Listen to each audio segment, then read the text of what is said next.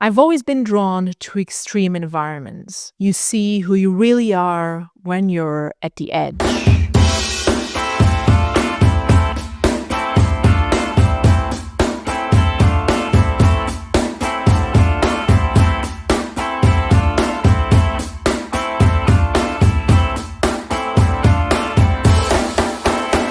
Knocked up 9 months ago, and what she finna have, she don't know. She want neo soul, this hip hop is old. She don't want no rock and roll. She want platinum or ice and gold. She want a whole lot of something to fold. If you an obstacle, she just drop the code. Cause one money don't stop no show. Little Mary is bad, and these streets she done ran ever since when the heat began. I told her, girl, look here, calm down, I'ma hold your hand to enable you to peep the plan. Cause he was quick to learn. We can make money to burn if you allow me to lay this. Boogie's gritty and raw style is incredibly distinctive. While his work, like many other street photographers, captures human condition, his style, however, shows us human condition in a visceral way.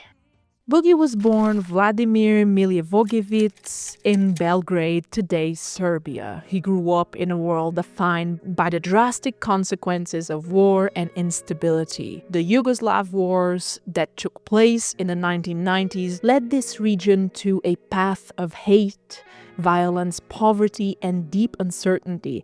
And it was in this environment that the photographer would first turn to his activity, not necessarily as a hobby per se, but more so as a way of coping with reality. As he once said, quote, "I started photographing in Belgrade during the war, and photography became my therapy, my way to process what was happening around me." And when we consider the sentence, "one is a product of one's environment," we begin to get some understanding over Boogie's style.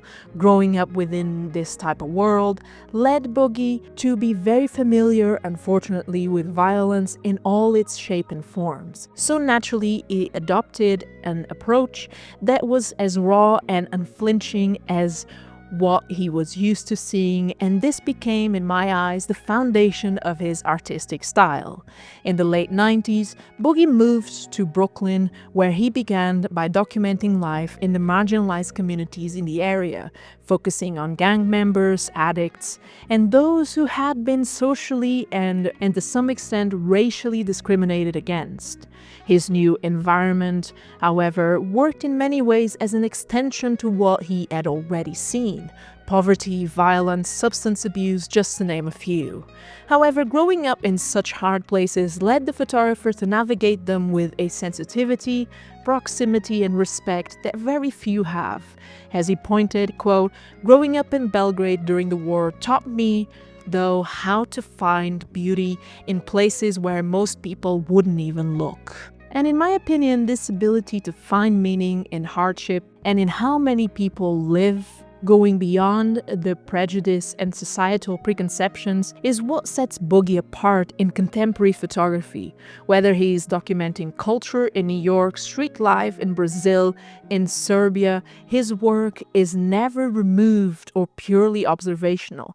It gets close, it gets involved, and it feels deeply connected to his subjects. And most of the images you've seen so far belong to two different projects he completed, one in 2006, titled "It's All Good," revolving around gang culture and addiction in Brooklyn, and 2009's "Belgrade Belongs to Me," in which we see the photographer going back to his roots to capture the beauty in post-war Belgrade, whose people and culture still remain scarred by their past.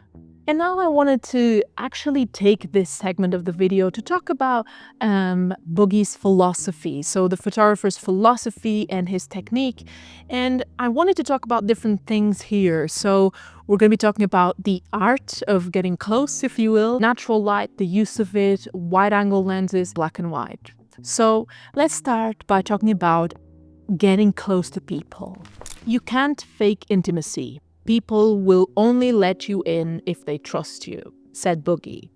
Which of course speaks on the art of getting closer. To achieve a style or images similar to Boogie's, you have to, in a way, immerse yourself in the world of the people that you're photographing. You have to be close with your subject so that they trust you. This is true for other photographers as well. Someone like Josef Kudelka with his body of work titled Gypsies on Roma people, or recently, as we've seen on the channel, Chris Killip and his amazing images of marginalized British communities.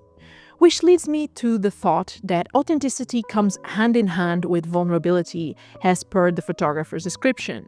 He listens, observes, and connects with his people on a human level before lifting his camera. And it is with this trust that comes openness to a deeper level beyond tough appearances, an openness that leads to the necessary vulnerability and intimacy which render Boogie's photography a deep sense of authenticity. In my research, I also found out that black and white is more than an aesthetic choice for Boogie. Quote, "Color can be distracting. Black and white strips everything down to the essence," which is eerily similar to what we've concluded and what we talked about when we looked at the work of Mary Ellen Mark, Ward 81, in discussing what makes great photography. We talked about something similar when it comes to the black and white and the use of it in that context, which allows for a more, I'd say, direct emotional connection with the subject. And I think with Boogie, even though not all his projects are in black and white, the majority of them are, especially his personal work. And so in those particular ones, those particular images, we're immediately drawn to them, if that makes sense. Or at least in my experience as a viewer of his work, it has been. However, you will also find a lot of work that Boogie does in color, mostly of commercial nature, but also recent projects around different areas of the globe, as Mexico and Moscow. Moscow in particularly, very, very interesting images, and those were released in 2019. Now, beyond what we can say is enhancing emotion, I also feel that the black and white gives Boogie's work a sense of uniformity or union, if you will, between all his subjects, regardless of how long ago he shot them and where. So we have as well a sense of coherence through the black and white, and a sense of timelessness that unites his work. When it comes to lighting and framing, everything is actually about less than more, meaning everything is super simple, per his words. Boogie uses primarily natural light, hence the gritty and more raw look of his photos, and he relies on very simple composition approaches.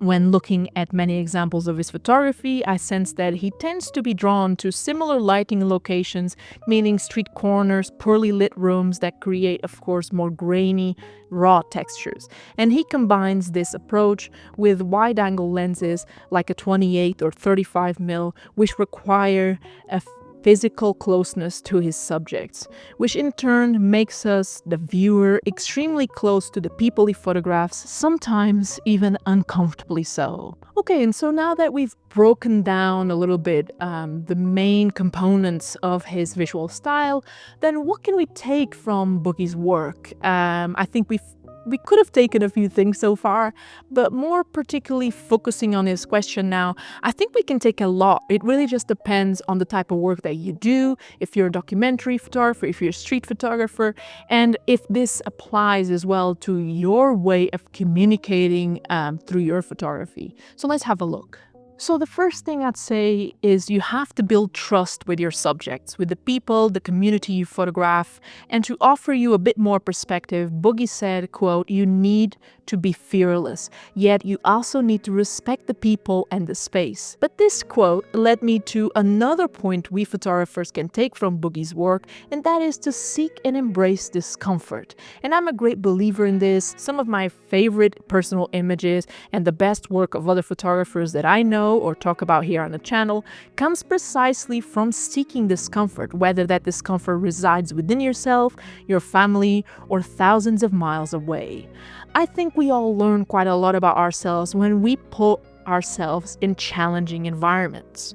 The next lesson I would retain from this kind of work is to shoot with intention. But this also comes with a greater understanding of what is it that you want to shoot, what you want to say, and of course with being patient with yourself in trials and errors that you might make. And the last lesson Boogie can offer us through his photography is on the importance and the real need to be authentic. And I don't mean this in seeking something that no one has ever seen.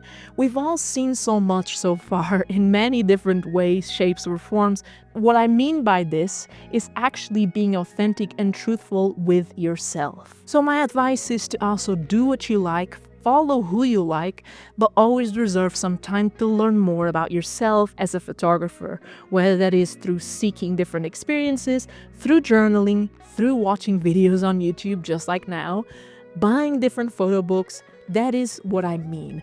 Work on a photography that is genuine to you and your experience in the world. In talking about world, how big it is, how easy it is to actually travel these days, but how challenging it can be to maintain connection, then let me just briefly remind you about Saily. Saily is your perfect travel companion by simplifying how you stay connected anywhere in the world.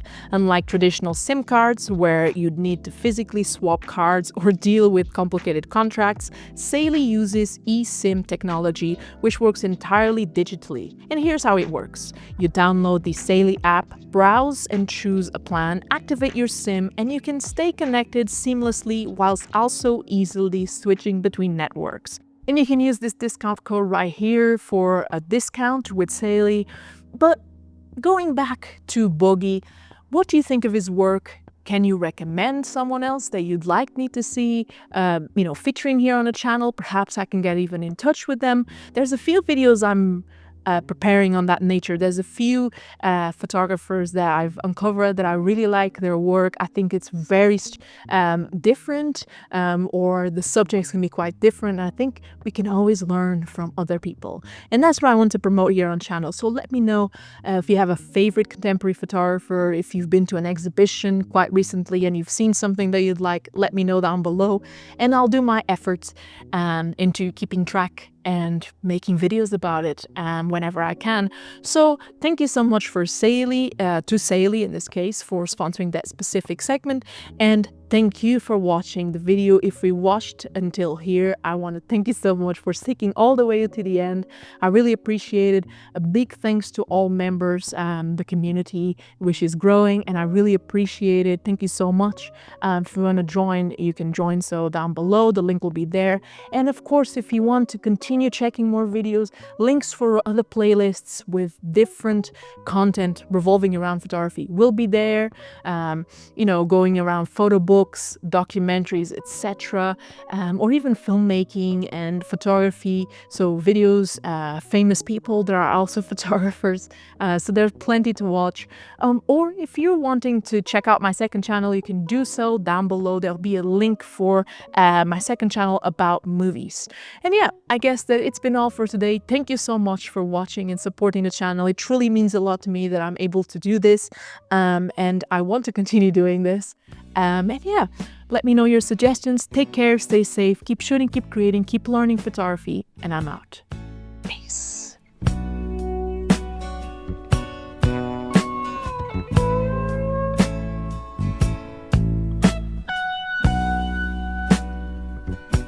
My frying pan is full of grease.